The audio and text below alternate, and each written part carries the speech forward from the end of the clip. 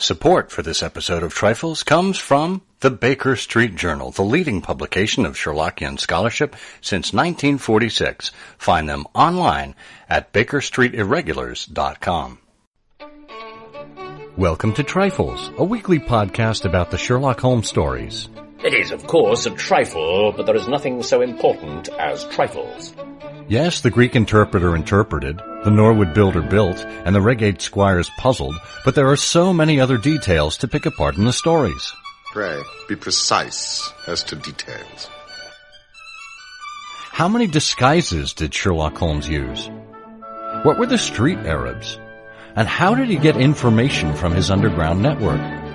You are very inquisitive, Mr. Holmes. It is my business to know what other people don't know. Scott Monty and Bert Wolder will have the answers to these questions and more in Trifles. The game's afoot.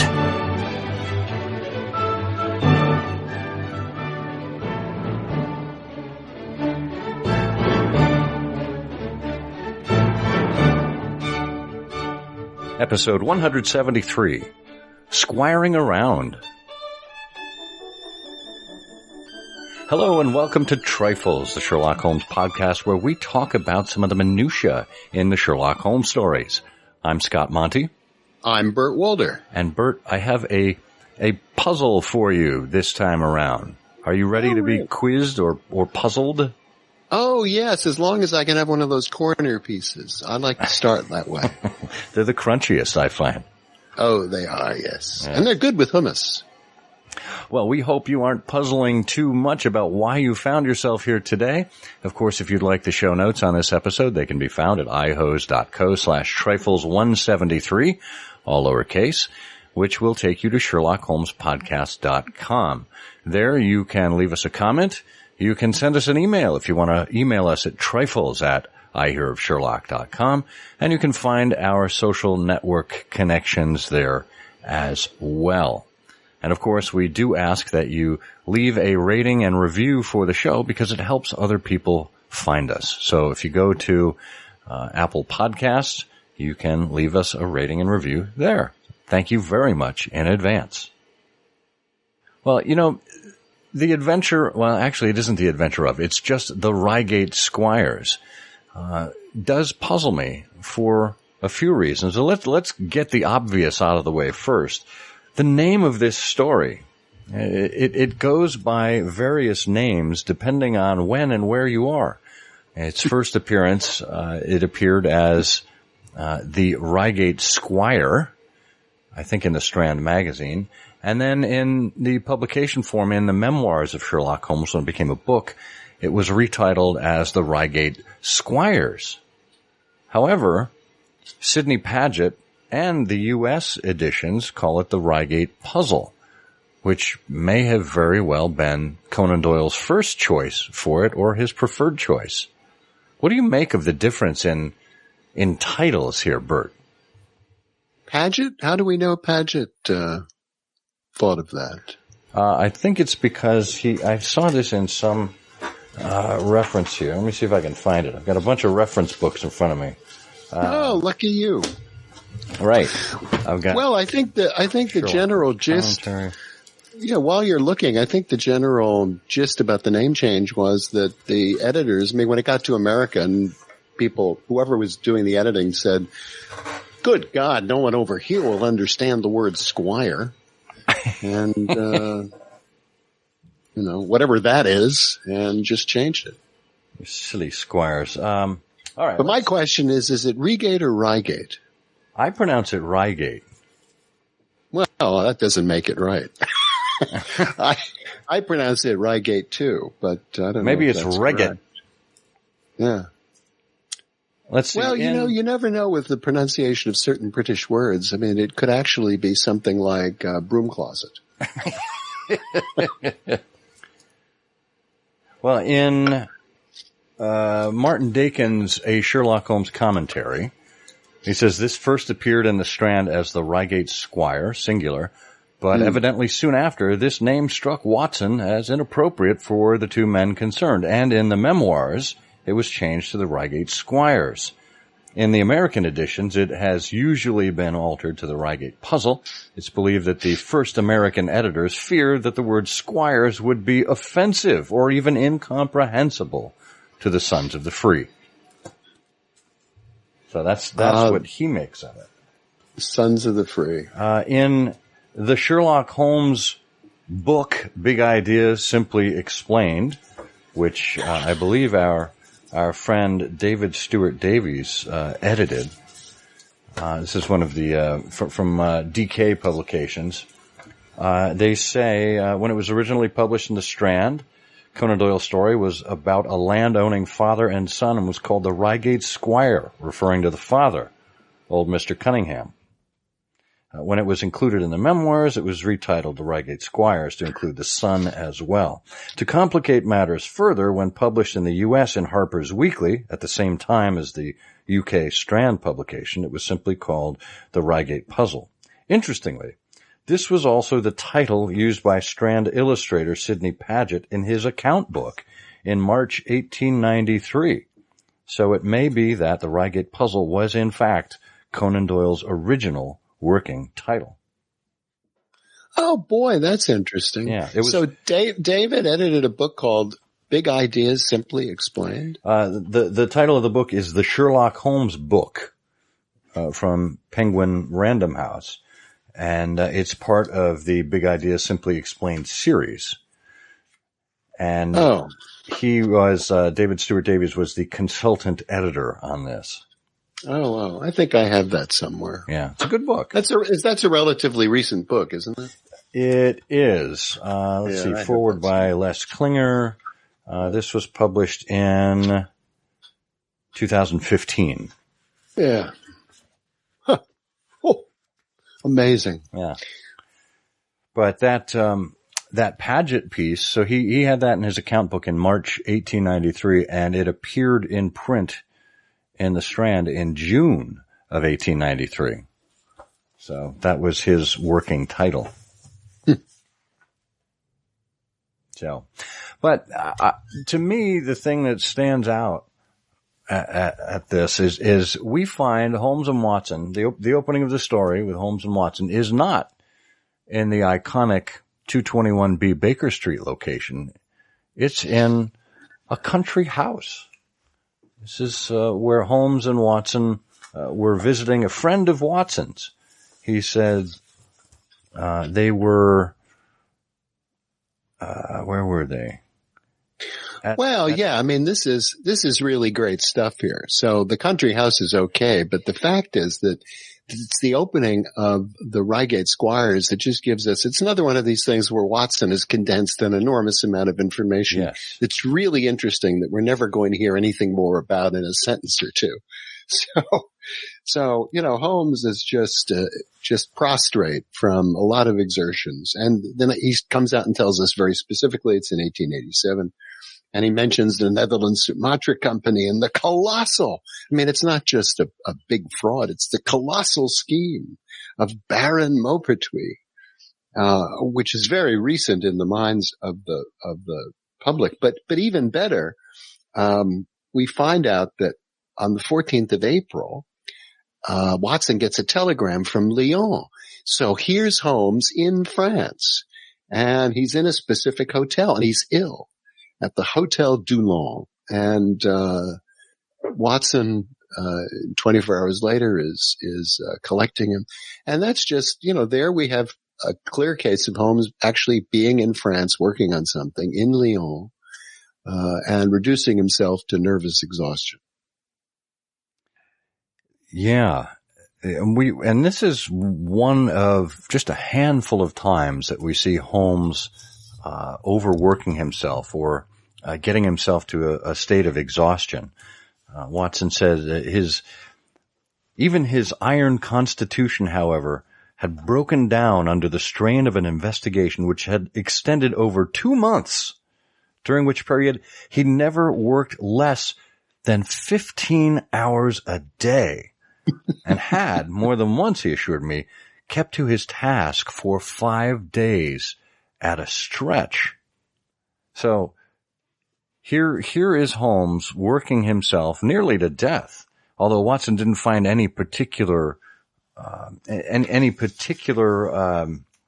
symptoms, he said. Yeah, but this is when I first read this, I can remember I had one of these study in scarlet moments, and so in this paragraph it goes on, and you just get more information. All Europe was ringing with his name. And his room was literally, not figuratively, by the way, literally ankle deep in congratulatory telegrams. So they've been delivering just bags of congratulatory telegrams and hurling them on the carpet. And I love Carol Wood's analysis here in a piece called "The Curious Matter of the Congratulatory Telegrams." She says, if the chambermaid had daily started the task of tidying the room, we can imagine Holmes in a rather characteristic testy mood daily ordering her to desist, and the poor creature in performance of her duties constantly plowing through this formidable mass of paper. Woods calculates that to fill the average French hotel room to ankle-deep level would require 10,741 crumpled telegrams, and that Holmes's illness was not due entirely to the exertions put forth in the Netherlands-Sumatra case, but also to the telegram crumpling itself, which would have required slightly over 179 hours of opening, reading, crumpling, and tossing. Well, that's what exhausted him, clearly. I mean, he couldn't stand getting up because he'd have to walk through all that paper. But, then there comes the study in scarlet moment where, and I remember when I was first reading this, I said, boy, this sounds really great. And then I get to the next paragraph, and the next paragraph says, 3 days later, we were back in Baker Street. And I am never going to tell you anything about these 15 days and 15 hours and thousands of telegrams and big scandal and terrible exertions. Nah, not going to tell you. And why was it that Watson could get to France within 24 hours, and yet it took them 3 days to get back? Oh, yeah, I didn't think about that. It took 3 days later, we were back in Baker Street. I mean, maybe I'm sure it took a day to shovel out the telegrams, first of all. And it probably took another day to secure the funding to tip the maid appropriately to handle that. Yes. So there you go. And then the travel day. So, okay. All right, I'll buy that. I'll buy that. And Watson probably needed a little bit of a French holiday, too, while he was at it. Well, yeah. I mean, Holmes, if you're going to be laying here breathing heavily, I think I'll wander over to La Louvre if you don't mind. But think about that. This is dedication. So this was in 1887, according to Baring Gould. And this was, again, Watson married and in an active medical practice. Right? And Baring Gould's reasoning was this. Had Holmes and Watson been sharing the Baker Street rooms together at this time, Holmes would almost certainly have invited his intimate friend and associate to accompany him on as lengthy and trying an investigation as that of the Netherlands Sumatra Company. This we know he did not do, since he had to wire Watson from Lyon. And then Watson says 3 days later we were back in Baker Street together. Note the significant omission of the familiar "our rooms in Baker Street" and the stress on the "together."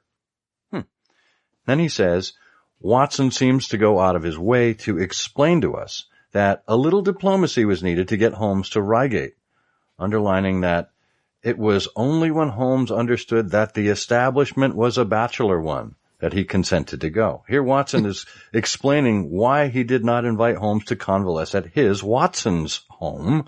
His home was not a bachelor establishment. The master would not want the first Mrs. Watson fussing over him when he was in good health, much less when he was ailing. And then fourth, Baring Gould says, Watson says that all my professional caution was destined to be wasted.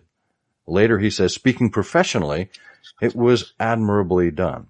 In few other cases do we find Watson so playing the medical man. Clearly, the Reigate Squires came at a time when he was in active practice. And then finally, he says, we have Holmes's closing quotation. Our quiet rest in the country has been a distinct success, and I shall certainly return, much invigorated, to Baker Street tomorrow. Watson, then, was not to return to Baker Street on the morrow, but to his home and practice, which he had neglected only to care for his old and intimate friend. That's pretty well reasoned, I thought. Oh, yeah, that is pretty well reasoned. Well, but it misses, sort of the obvious point, which is one of the reasons why Holmes wanted a bachelor establishment, was that the image of that chambermaid from the Hotel Dulon was still very much in Sherlock Holmes' mind, and he couldn't bear the idea that there'd be anybody tidying up around him. In fact, I'm pretty sure that when they got to Colonel Hayter's, Watson had to put some telegrams on the floor of their room just to make sure he felt comfortable. Would have been nice if he brought a whole bag of them. Yeah. Sprinkle them about. Yeah.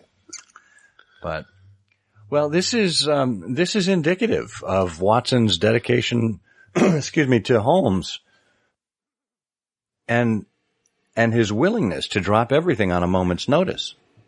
24 hours and he was in France. I mean, this is really the epitome of friendship. We see it expressed over and over again in the canon. And I think there's no story that really demonstrates Watson's care for his intimate friend and associate than this one.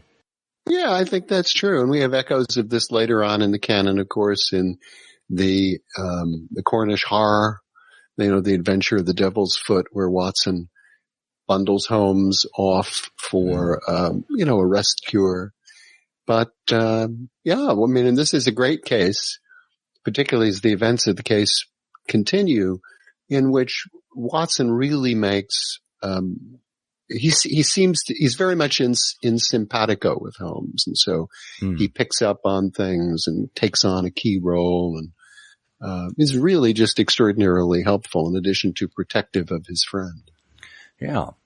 Well, let's talk about some of those details directly after this message. Spring is here, and that means the spring issue of the Baker Street Journal is beginning to arrive all around the world. In this issue, it's the usual lineup of great scholarship, like a re-examination of the Reichenbach Fall by Derek Belanger, and just his type, an analysis of the Decopay warning in The Hound of the Baskervilles by Jessica Schilling. And in this issue, a very special word from Wiggins. That's right, the Baker Street Irregulars have a new leader in Michael Keene. And in his inaugural message to all readers of the Baker Street Journal, he pens a wonderful, warm, and welcoming note. We hope that you will warmly welcome the Baker Street Journal to your mailbox and your collection by subscribing at BakerStreetIrregulars.com today. Okay, we're back and we're talking about Holmes and Watson and the expression of friendship in the Reigate Squires. Now, we already talked about Watson giving up his practice and his companionship with his wife at the time, evidently, to rush to France to Holmes's aid. And of course, while relaxing at Colonel Hayter's abode, and interestingly, this is a colonel that we hear about, an old military connection that Watson had from his time in Afghanistan. This is a former patient of his, actually. My old friend Colonel Hayter, who had come under my professional care in Afghanistan, who had taken a house in Reigate. So he impressed upon his friend or his connection, Colonel Hayter, to host he and Holmes for the weekend or for a week or so. And he said he had frequently asked me to come down to him upon a visit, and had wished Holmes to come. So it's a bit of an open Airbnb invitation that they have, if you will. Holmes seemed, as you say, a little reticent or resistant to the idea, but was convinced of it once Watson said it was a bachelor establishment. So a little men only recoup, little R&R for Holmes and Watson. And of course, while they're there, mystery follows. Holmes can't seem to keep himself out of a puzzle. In this case, the Reigate puzzle. And we have a murder that takes place, or at least a death, and Holmes springs into action and figures out that it was indeed a murder and determines who it was.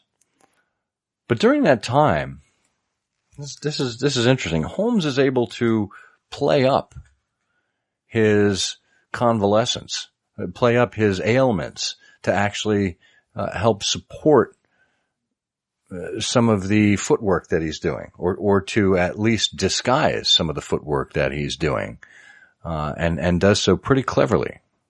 Yes, he does. There's a critical moment in the case where a bit of evidence is about to be discussed and described by the very professional and welcoming inspector that Holmes is dealing with. And we find out later that to stop that bit of revealing of information to suspects, Holmes has a very uncharacteristic collapse, but very dramatic. A fainting fit, I think we could call it. And there was Watson, right there to react in horror. Now, here's the question. Do you think Watson and his medical acuity would have been enough to pick up that this was a faked fit and that the Watson's reaction was in line with Holmes's acting? Or do you think that Holmes was clever enough to dupe medical man Watson, and Watson's horror was in fact authentic?